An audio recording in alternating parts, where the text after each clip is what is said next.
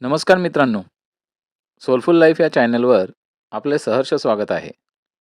आज एक नवीन विषय आहे. देव उत्तर देत नाही, की आपणच त्याचं ऐकत नाही. चला तर सुरुवात करूया या विषयाला. नमस्कार मित्रांनो, आज मी तुम्हाला एक प्रश्न विचारतो. तुम्ही कधी असं म्हणालात का? मी इतकी प्रार्थना करतो, पण देव काहीच करत नाही, माझं कधीच ऐकत नाही. कधी वाटलंय का? माझंच नशीब का असं आहे? आजची ही गोष्ट ऐकल्यावर कदाचित तुम्हाला तुमचं आयुष्य वेगळ्याच नजरेने दिसेल. वेगळ्याच आयुष्याचं एक काय गुपित आहे, हेही तुम्हाला समजेल.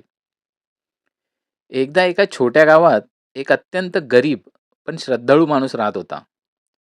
एक छोटंसं घरटं होतं त्याचं. त्या घरट्याचं छप्परही गळणारं होतं. पण देवावर त्याचा प्रचंड विश्वास होता. तो रोज सकाळी देवासमोर हात जोडायचा आणि एकच प्रार्थना करायचा. देवा, माझा आयुष्य बदल.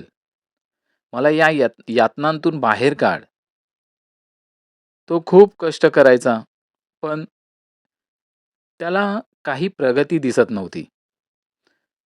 तो नेहमी मेहनत करत होता, पण यश येत नव्हतं. तो म्हणायचा, देव मोठा आहे.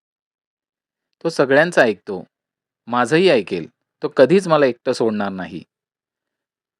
लोक त्याला सल्ले द्यायचे, की "अरे, असं काही नसतं. तू स्वतः काही ना काही करशील तरच त्याच्यामध्ये तुझी प्रगती होईल." तो म्हणायचा, "देव पाहील. मी जे करतो आहे त्याला यश देव नक्की देईल." त्याची श्रद्धा एवढी होती, की तो पूर्ण देवाच्या अधीन गेला होता. आणि जरी कोणी काही बोललं, तरी तो सगळं देव पाहील. देव आहे माझा, हेच बोलायचा. एक दिवस त्या गावात भीषण पूर आला. पाणी हळू वाढायला लागलं.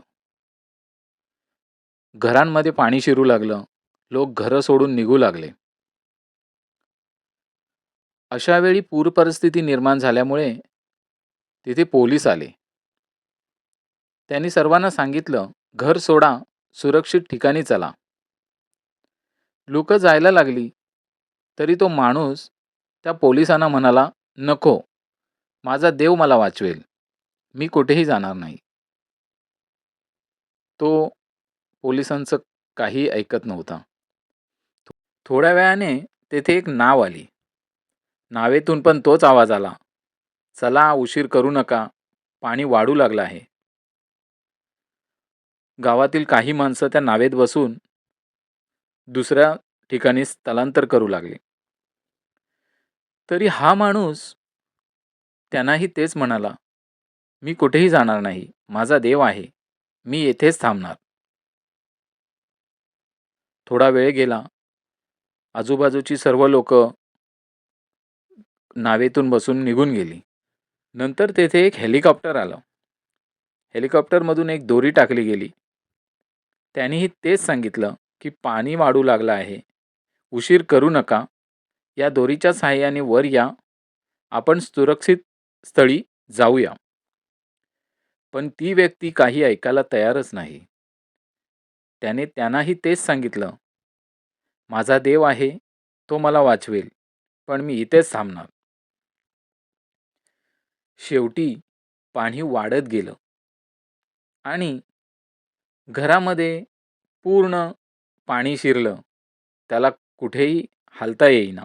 शेवटी तो माणूस पाण्यामध्ये गुदमरून मरण पावला. नंतर तो स्वर्गात पोहोचल्यावर त्याने देवाला विचारलं, "देवा, मी तुझ्यावर इतका विश्वास ठेवला, तरी तू मला वाचवलं नाहीस."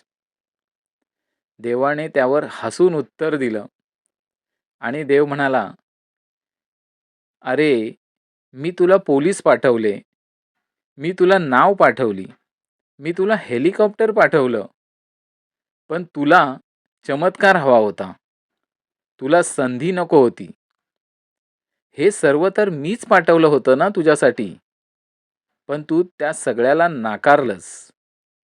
मग अजून काय करायला हवं होतं? मित्रांनो, याचा अर्थ खोल आहे. यातून आपल्याला हाच बोध होतो, देव उत्तर देतो, पण तो आवाजात नाही, तो संधीत बोलतो. आपण म्हणतो, "देवा मदत कर." देव म्हणतो, "ही संधी घे आणि सुरुवात कर." पण आपण ती ओळखत नाही. एखादा माणूस मदत करायला येतो, एखादी नोकरीची संधी येते, एखाद्याचा सल्ला मिळतो, पण आपण म्हणतो, "हे नाही, मला काहीतरी मोठं हवं." कदाचित मित्रांनो, आजही तुमच्या आयुष्यात देवाने नाव पाठवली असेल, पण तुम्ही म्हणत असाल, "नको, मला हेलिकॉप्टर हवंय." संधी ओळखा, आपल्याला सर्व काही मिळेल. समाधानी राहायला शिका आणि संधीचं सोनं करा. आजपासून एकच गोष्ट लक्षात ठेवा, देव शांत असतो, पण तो काम करत असतो. डोळे उघडा, संधी ओळखा आणि देवावर विश्वास ठेवा. तो आपल्यासाठी काही ना काही दरवाजे उघडे ठेवत असतो. तर मित्रांनो, जर ही गोष्ट तुमच्या मनाला आवडली असेल, पटली असेल, तर सोलफुल लाईफ या चॅनलला नक्की सबस्क्राईब करा आणि या गोष्टीवर तुम्हाला जे काही वाटत असेल, ती कमेंट्स मला नक्की करा. कारण इथे शब्द नाही, इथे आत्मा बोलतो. अशा गोष्टी मला सांगण्यासाठी तुमची कमेंट्स मला खूप गरजेची आहे. तर मित्रांनो नक्की कमेंट्स करा.